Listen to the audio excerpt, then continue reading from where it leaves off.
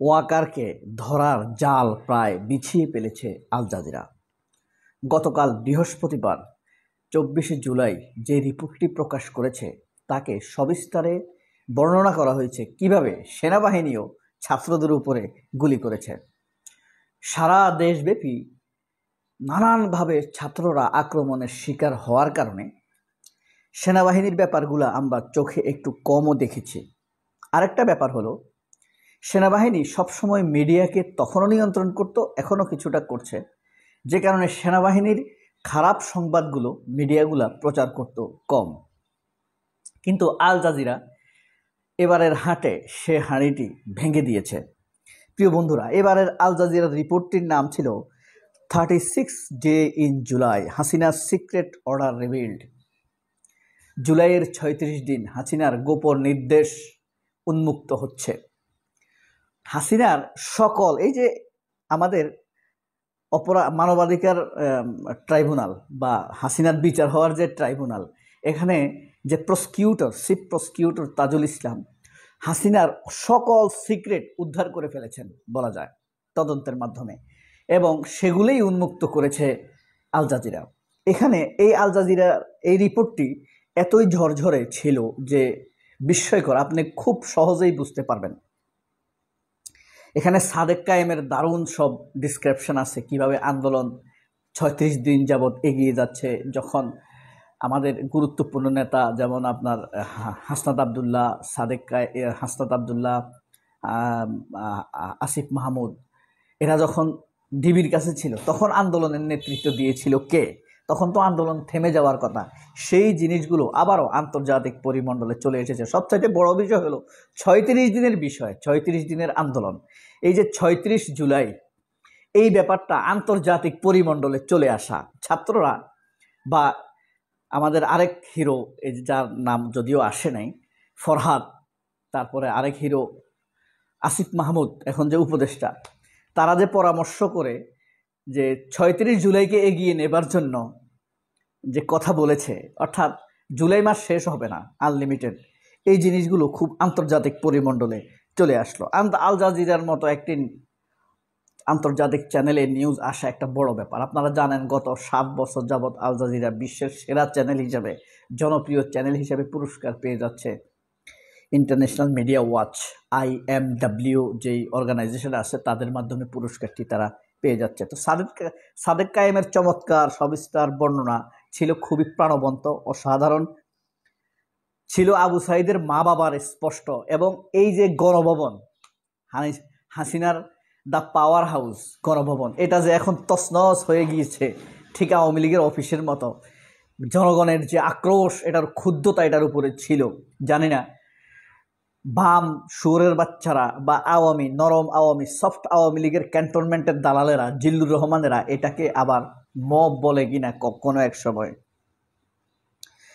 তারপরে শফিকুল আলম, যে আমাদের প্রধান উপদেষ্টা প্রেস সেক্রেটারি, তার বর্ণনা ছিল অসাধারণ, শব্দচয়ন শুনতে অনেক ভালো লেগেছে। তার গবেষণা আছে, আমার মনে হয় যেন শেখ হাসিনার বক্তব্য নিয়ে শফিকুল আলমের গবেষণা আছে। কখন শেখ হাসিনা কোন ধরনের কথা বলতেন, তিনি যেমন একটা কথা বলেছেন সব বক্তৃতায়, second or third or fourth প্যারাতে শেখ হাসিনা সবসময় মেনশন করতেন যে আমি স্বজন হারানোর বেদনা বুঝি। এটা থার্ড অর ফোর্থ সেন্টেন্স হিসেবে তিনি ব্যবহার করতেন বক্তৃতা, বিবৃতি, সংবাদ সম্মেলনে। এরপরে এখানে আছে আমাদের চিফ প্রসিকিউটর তাজুল ইসলামের বক্তব্য আছে অসাধারণ, একদম তথ্য প্রমাণ সহ তিনি যে বক্তব্য দিয়েছেন। এমনিতে তাজুল ইসলামের বক্তব্য অনেক ভালো। এরপর আবু সাইদের মা বাবার বর্ণনা, আবু সাইদের বোনের বর্ণনা চমৎকার। শেখ হাসিনার পালস সে ধরে ফেলেছে। মানে শেখ হাসিনা আবু সাইদের মা বাবাকে ডেকে গণভবনে নিয়েছিল, নিয়ে তাদের কিছু টাকা পয়সা দিয়েছিল। সে বলছে যে আমরা যেন অভিযোগ না করি, সে মানুষকে বুঝাতে চেয়েছে যে আমরা আমাদের শেখ হাসিনার সাথে আবু সাইদের ফ্যামিলির ব্যাপারটা মিটে গিয়েছে। এই ছিল আল জাজিরার চমৎকার বিষয়। সবচেয়ে বড় বিষয় ছিল সালমান এফ রহমান আবু সাইদের পোস্টমর্টেম রিপোর্ট বদলাবার জন্য বারবার ফোন দিয়েছে আবদুল্লাহ আল মামুনকে, অর্থাৎ পুলিশের যে আইজি ছিল, এখন যে জেলে আছে রাজসাক্ষী হওয়ার জন্য যে অপেক্ষা করছে, আবদুল্লাহ আল মামুনকে বারবার ফোন দিয়েছিল এই যে পোস্টমর্টেম রিপোর্ট চেঞ্জ করে দেওয়ার জন্য। আরও চমৎকার হইলো আবু সাইদের যে পোস্টমর্টেম রিপোর্ট করেছে যে ডাক্তার জহিরুল ইসলাম রাজিবুল ইসলামকে শেখ হাসিনা অফার দিয়েছিল, কক্সবাজার যাও, থাইল্যান্ড যাও, সিঙ্গাপুর যাও, আমেরিকা যাও, কোটি কোটি টাকা নাও, ঘুরে আসো সেখান থেকে, কিন্তু আবু সাইদের রিপোর্টকে চেঞ্জ করে দাও। লোভ দেখানো হয়েছে, কিন্তু রাজিবুল ইসলাম সেই লোভ মেনে নেননি। আরেকটি চমৎকার বিষয় হলো এই রিপোর্টটাতে সেনাবাহিনী যে গুলি করেছে ছাত্রদের উপরে, কর্নেল শামস নাম চেহারা সহ নেম প্লেট, বুকের যে নেম প্লেট থাকে এটা সহ সব তুলে ধরেছে আল জাজিরা। অর্থাৎ এর আগের রিপোর্টটিতে ওয়াকারকে যে হিরোইজম বা হিরোইটিক অ্যাট্রাকশানে মানে খুব আকর্ষণীয় করে তুলে ধরা হয়েছিল, এই রিপোর্টে তা ঘটেনি। অর্থাৎ ওয়াকারকে ধরার যে জাল বিস্তার করা হচ্ছে, ওয়াকারকে যে স্বেচ্ছায় স্বপ্রণোদিত হয়ে গুলি করা বন্ধ করেনি তা কিন্তু বোঝা যাচ্ছে। এটা ওয়াকার করেছে, তাদের মিশনের টাকা বন্ধ হয়ে যাবে, জাতিসংঘ নিষেধাজ্ঞা দিতে পারে, এই কারণ ওয়াকার গুলি চালানো বন্ধ করেছে। ওয়াকার জুনিয়র অফিসারদের কথা শুনেছে, জুনিয়র অফিসাররা গুলি চালাতে রাজি হয়নি, সেই জিনিসটি সবিস্তার করেছে। ওয়াকার গণভবন ভিজিট করেছে, ওয়াকার আপনার ছাত্রদের গুলি করার স্থান ভিজিট করেছে, এই দু একটু দেখিয়েছে। তবে এই রিপোর্টে ওয়াকারকে মোটেই প্রাণবন্ত দেখা যায়নি। ওয়াকার যে গোপন দূরভিসন্ধ নিয়ে ঘুরে বেড়াচ্ছেন এটা তার চেহারা স্বরূপ বোঝা গিয়েছে।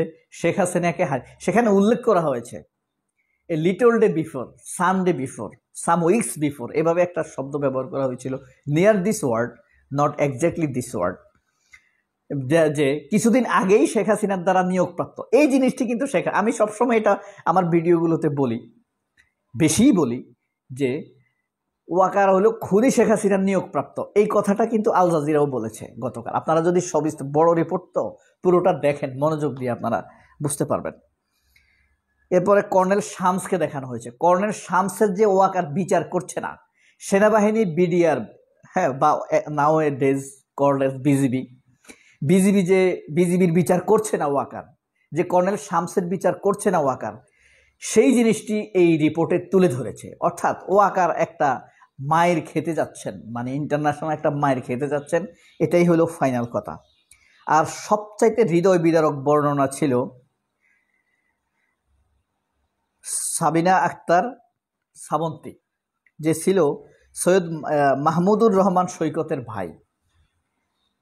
তার সাথেও শেখ হাসিনা কম্পেনসেশনে যাওয়ার চেষ্টা করেছিল, অর্থাৎ তাদেরকেও একটা ডোনেশন বা অনুদান দেওয়ার চেষ্টা করেছিল মানুষকে বোঝানোর জন্য। ওই যে আবু সাইদের বোন ধরে ফেলেছে শেখ হাসিনাকে, সাবিনা ইয়াসমিনও বলেছে, সাবিনা আফরোজ শ্রাবন্তী বলেছে যে আমার মা যে প্রতিদিন চোখের পানি ফেলে, এটার কিসের কম্পেনসেশন হবে, আই হেটার দিস, আমি এগুলোকে ঘৃণা করি।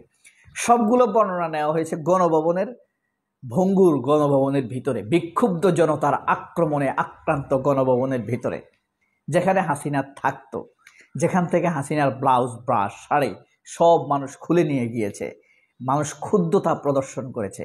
এই ছিল আল জাজিরার চমৎকার কিছু পয়েন্ট। অনেক কিছু বাদও যেতে পারে। বড় রিপোর্ট, খুনি, লুটপাটকারী, অর্থ আত্মসাৎকারী, বাটপার, ভারতের দালাল, মিথ্যুক শেখ হাসিনার আমলে যত খুন, হত্যা, ধর্ষণ, গুম হয়েছে সবগুলোর তালিকা করার নির্দেশ দিয়েছেন আমাদের প্রধান উপদেষ্টা ডক্টর মোহাম্মদ ইউনূস। অর্থাৎ শেখ হাসিনার 15 বছর এবং এক্সটেনশন 2 বছরে, 17 বছরে যত গুম, খুন বা এক্সট্রা কিলিং হয়েছে, মানে এক্সট্রা জুডিশিয়াল কিলিং, আইন বহির্ভূত হত্যা হয়েছে, সবগুলোর একটা সবিস্তার সুবিন্যস্ত তালিকা করার জন্য নির্দেশ দিয়েছেন প্রধান উপদেষ্টা। অর্থাৎ হাসিনার তো নিস্তার নাই, এটা আমরা আরও আগে বুঝে গিয়েছি, যখন আন্তর্জাতিক বা আপনার জাতিসংঘের তদন্ত কমিশন, মানবাধিকার কমিশন ভলকার তুর্ক বাংলাদেশে এসে ঘোষণা দিয়েছেন আন্তর্জাতিক আদালতে শেখ হাসিনার বিচারটি হওয়ার জন্য অনুরোধ করছি। তিনি এসে ডক্টর ইউনূসের কাছে অনুরোধ করেছেন, আমি এখনও চাই শেখ হাসিনার বিচার আন্তর্জাতিক আদালত হোক, ফাঁসি না হোক। আমরা তার ফাঁসি চাই না, তো আমরা তার বিচার চাই, তার বাস্তব বিচার হোক। শাহবাগী কুত্তাদের মতো আমরা ফাঁসি চাই না, আমরা সুবিচার চাই। বিচারে তার যে রায় হয় সে রায় আমরা দেখতে চাই এদেশের মানুষের উদাহরণ হিসাবে, যে খুনিরা, কুকুরেরা যত রকম ক্ষমতাবান হোক না কেন, বিচার তাদেরকে কখনোই ছাড় দেয় না। আপনার বয়স, আপনি 22 বছর বয়সে আপনি অপরাধ করছেন, খুন করেছেন, আপনার বয়স যখন 70 হবে, 80 হবে, আপনার অপরাধের শাস্তি আপনাকে পেতেই হবে। এটাই হলো শেখ হাসিনার উদাহরণ।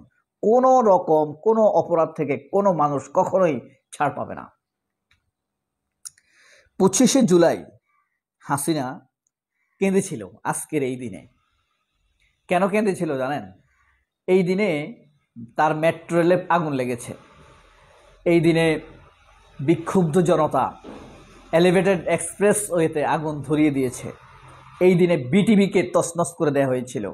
এই দিনে, আজকের এই দিনে 25শে জুলাই 2024-এর 25শে জুলাই জয়া আহসান, শমিক আহসান, রিয়াজ, নায়ক রিয়াজ, ফেরদৌস, হ্যাঁ,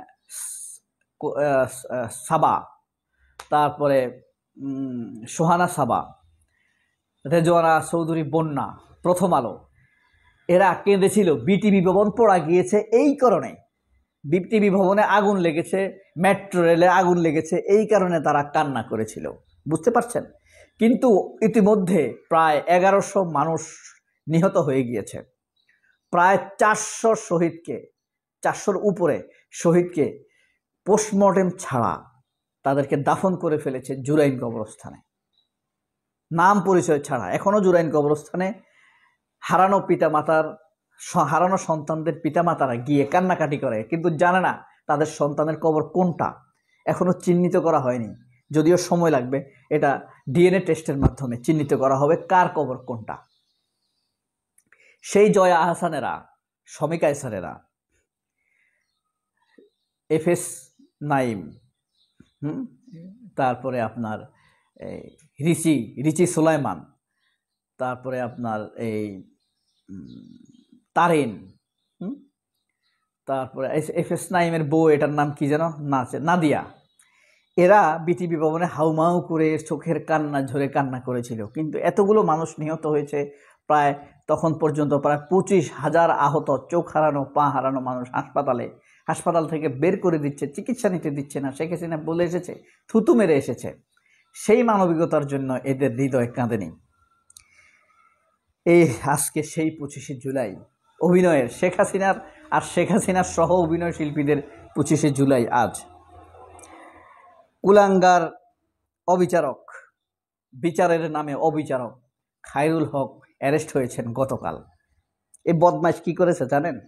এই বদমাইশ বেয়াদব যদি এই অবিচার না করত, শেখ হাসিনার গুমুদ যদি সে না খেত, তাহলে হয়তোবা দেশের এই খারাপ পরিস্থিতি হতো না।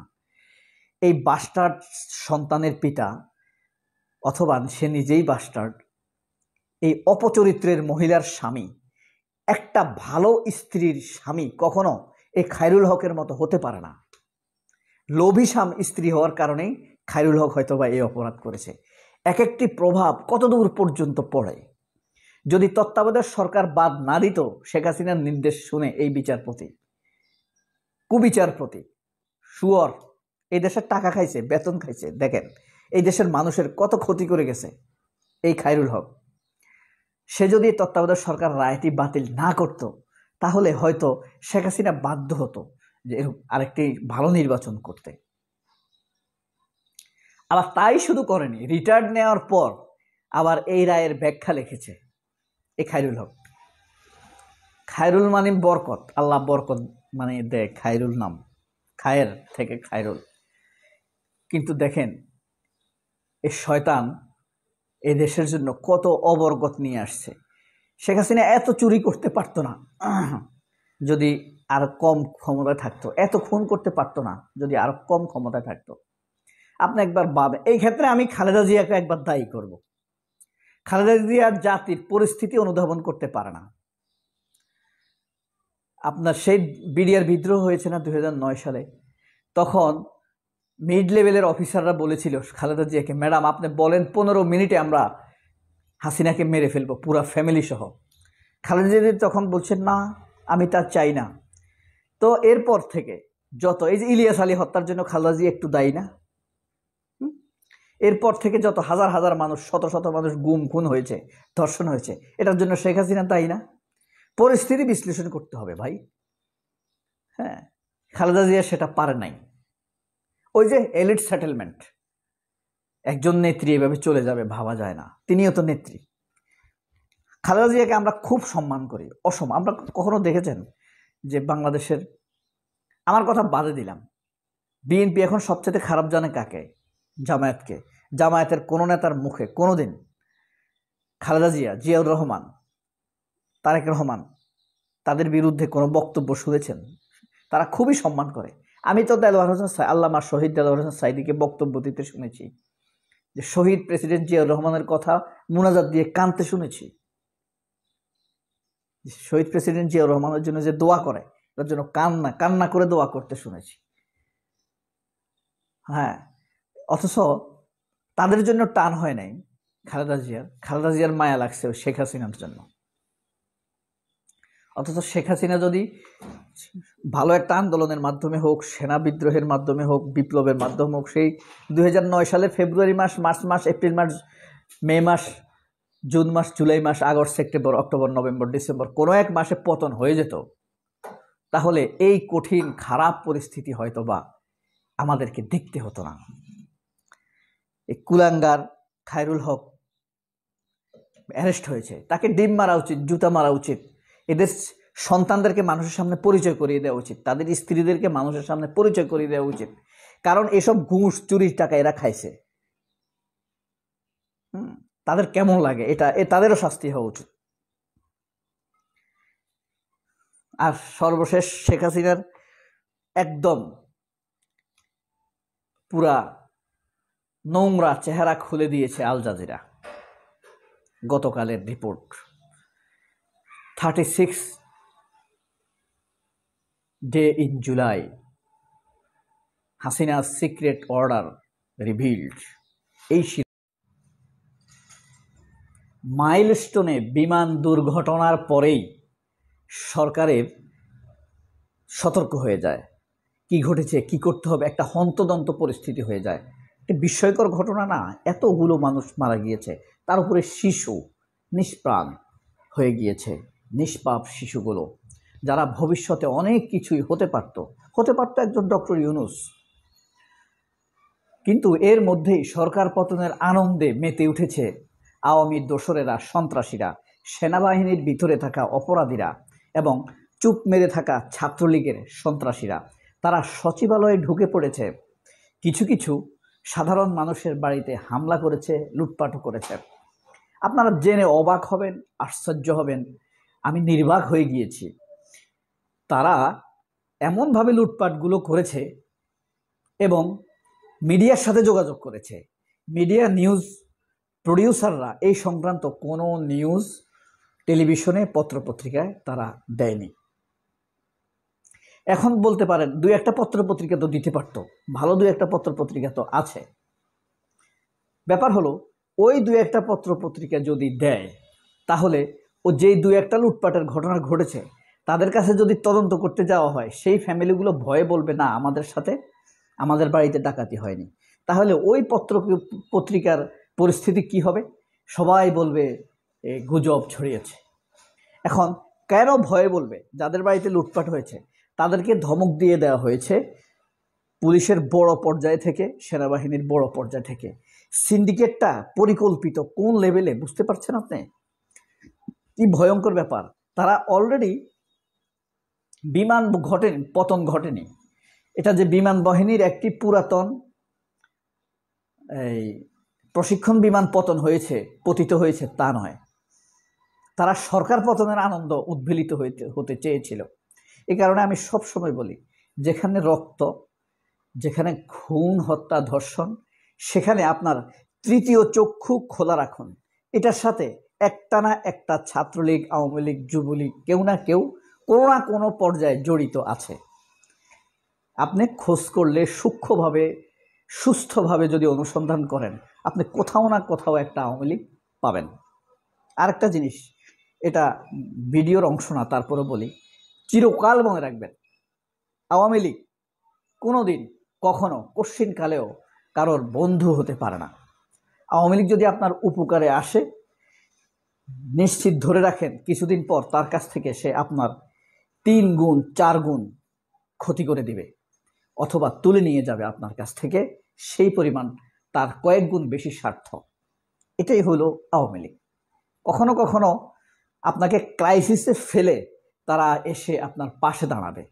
এটাই হইল আওয়ামী লীগ। তারাই আপনাকে ক্রাইসিসে ফেলবে এবং তার কাছে হাত পাততে বাধ্য করবে। এই কথাটি মনে রাখবেন। এই কারণে এদের কাছ থেকে দূরে থাকবেন। মানা না মানা আপনার ব্যাপার। এই যে তারা কতগুলো ঘটনা ঘটিয়েছে, প্রায় 60টি ডাকাতির ঘটনা ঘটিয়েছে, মহসিন কলেজে হামলা করেছে, এবং আরো আশ্চর্যের ব্যাপার হলো একই সাথে ছাত্রদলও একই কাণ্ড ঘটেছে। ছাত্রদল মহসিন হলের দরজায় লাথি মেরেছে, চিটাগাং কলেজের দরজায় লাথি মেরেছে। এটা ভিডিও এই কিছুক্ষণ আগে প্রচারিত হয়েছে লাইভ। আর এটা হলো ছাত্রদল। আর ছাত্রলীগ সচিবালয়ে ঢুকেছে, চট্টগ্রামও কয়েকটি জায়গায় এভাবে হামলা করেছে। এখন কোনটা যে ছাত্রদলের হামলা আর কোনটা ছাত্রলীগের হামলা বুঝবেন কিভাবে? ছাত্রলীগ তো ছাত্রদলের বেশ ধরেও আসতে পারে, পারে না? পারে। এখন নিশ্চিত হওয়া যাবে কিভাবে? এভাবে এই কারণে ছাত্রদলের কেন্দ্রীয় নেতৃবৃন্দ যদি এখনো এদেরকে কন্ট্রোল করতে না পারে, তাহলে এরা দীর্ঘকালীন মার খেয়ে যাবে। ভাই, আপনি হয়তো ভাবতে পারেন বিএনপি এত বড় দল, কিচ্ছু হবে না। মুসলিম লীগ বহুত বড় দল ছিল ভাই এই দেশে, বাংলাদেশে মুসলিম লীগ অনেক বড় দল ছিল, বৃহত্তম দল ছিল। সেই দল বিলুপ্ত হয়ে গিয়েছে নিয়ন্ত্রণ না থাকার কারণে, এলিট অ্যাটাচমেন্ট থাকার কারণে, এলিট সেটেলমেন্ট থাকার কারণে তারা বাতিল হয়ে গিয়েছে, গণমানুষের হতে পারেনি। ঠিক বিএনপি এরকম।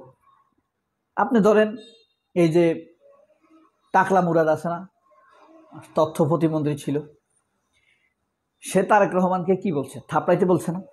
ভিডিওটা দেখছেন আপনারা? ৭২-এর সংবিধানে হাত দেওয়া যাবে না সে বলছে না?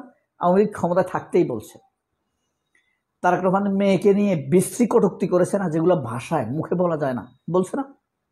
আশ্চর্য হবেন, সেই মুরাদ এখন বিএনপির কেন্দ্রীয় নেতার আশ্রয়ে আছে, তার সম্পদ রক্ষণাবেক্ষণ করছে এই বিএনপির নেতারা।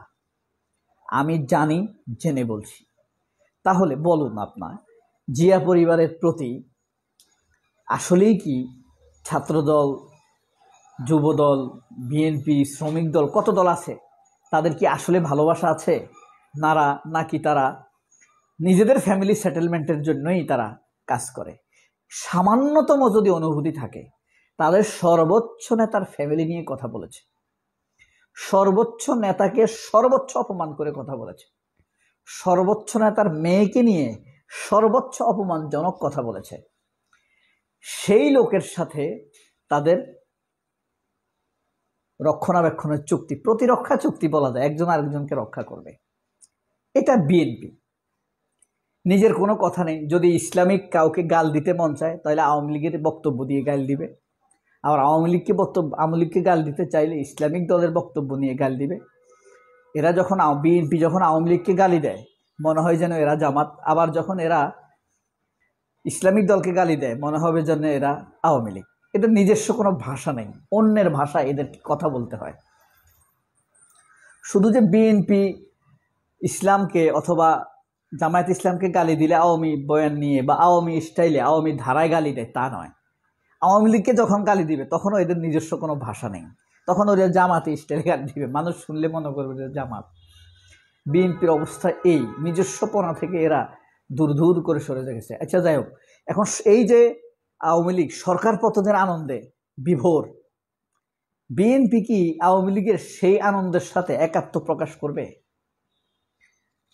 আর সেই আনন্দে একাত্ম প্রকাশ করে ঐকান্তিকতা দেখিয়ে তারা কি ক্ষমতায় আসবে? আসবে। ধরেন কয়দিন থাকবে? ওয়াকার, পোয়াকার, ফজলু, এরা তারেক রহমানকে ক্ষমতায় থাকতে দিবে? আপনার মনে হয়? ওয়াকারের কাছে সারা বাংলাদেশের চাঁদাবাজদের তালিকা,